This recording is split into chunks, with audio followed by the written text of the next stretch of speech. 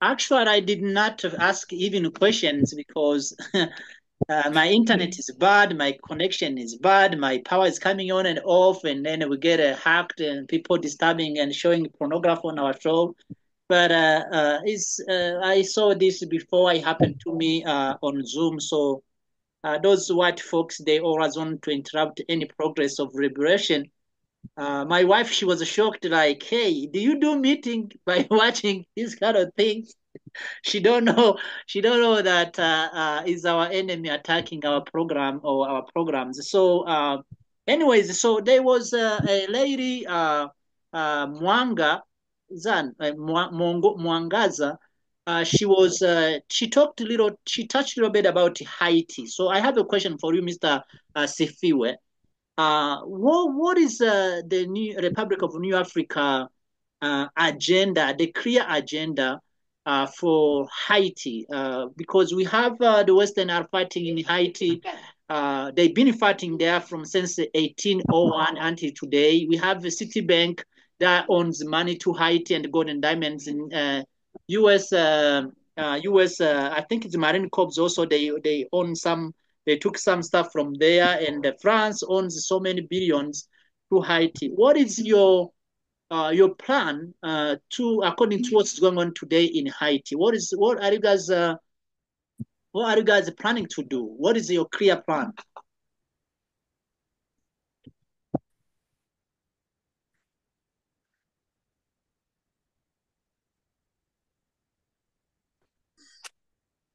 Simple, did you hear him? Brother Simple, did you hear him? I don't think he heard me. Seem like he's frozen too. Speak. We the provisional government had actually put out a specific statement on Haiti. We don't support the transitional government that was appointed by CARICOM. That was not something that we believe was uh, Yeah, I'm simple here. I way. There heard you your go. question. Can you hear me? Can you hear me? Okay, go ahead. Okay. Yeah, go ahead and ask them now. We So can hear you. officially, the Provisional Government of the Republic of New Africa expresses its solidarity to the Haitian people and to the revolutionary forces in Haiti. Beyond that, we don't have the power to do much of anything. We can offer diplomatic support, um, um, uh, media support and solidarity that we can contribute. We don't have any specific plan of sending any personnel to do anything because we're a provisional government, right? That doesn't have the capacity um,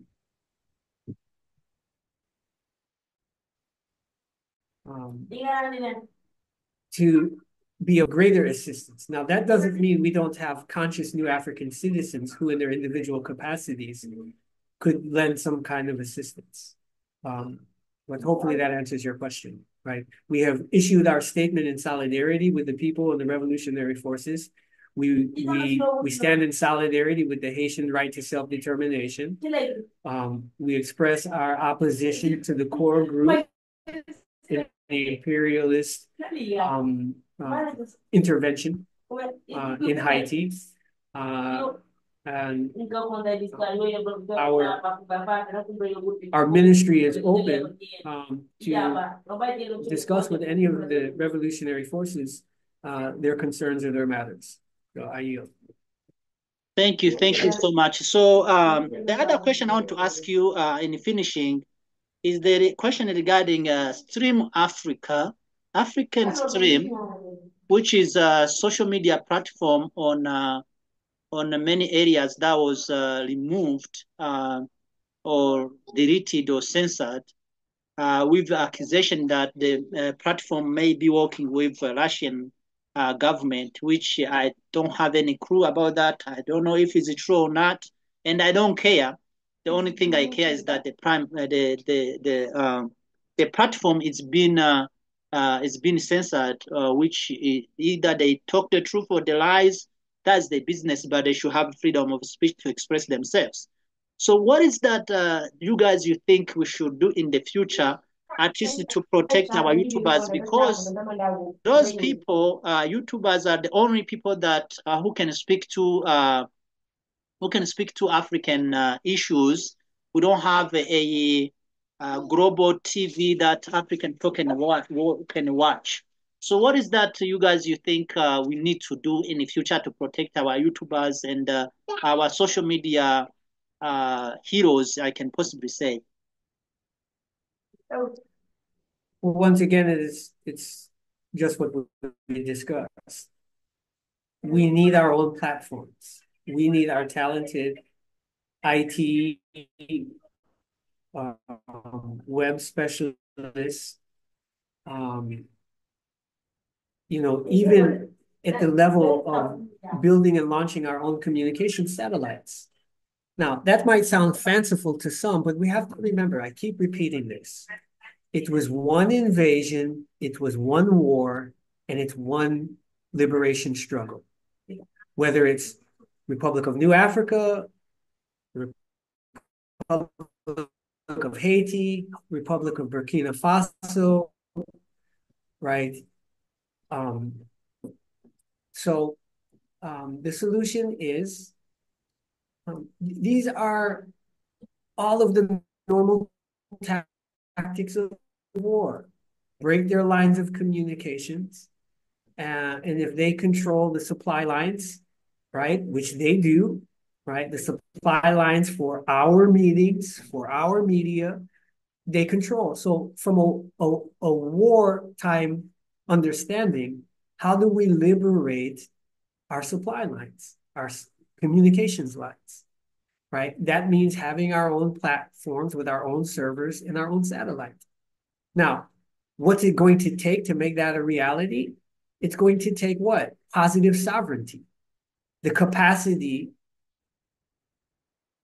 to have engineers work with indigenous raw materials like silicon, our melanin, semiconductors, producing all of the equipment. We have to, and this is what Mario Bedelli talks about when he talks about the 8 strategic elements that are going to lead to our success. Those include the brains, our labor, right, and our raw natural materials. We have to combine those in a way that we produce what we need, right? So when we start realizing, thinking, and behaving,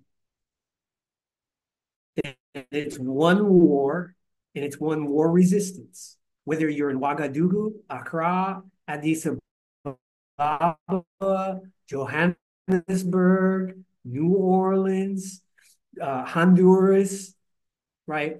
How do we harness the engineering talent that we have across the planet with the natural resources that we have? Because our enemies are going to Africa to get the resources, the cobalt, the lithium, and all of that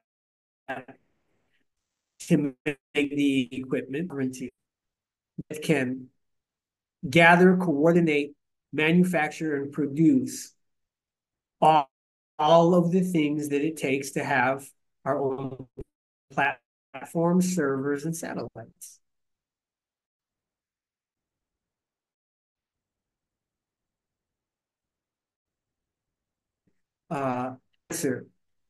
Solution to that problem.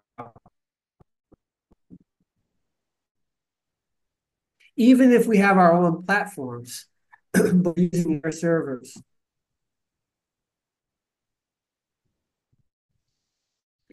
Even if Michael Thompson built the OP platform, when I had the discussion with him about the servers, he said, look, Sipiwe, I could have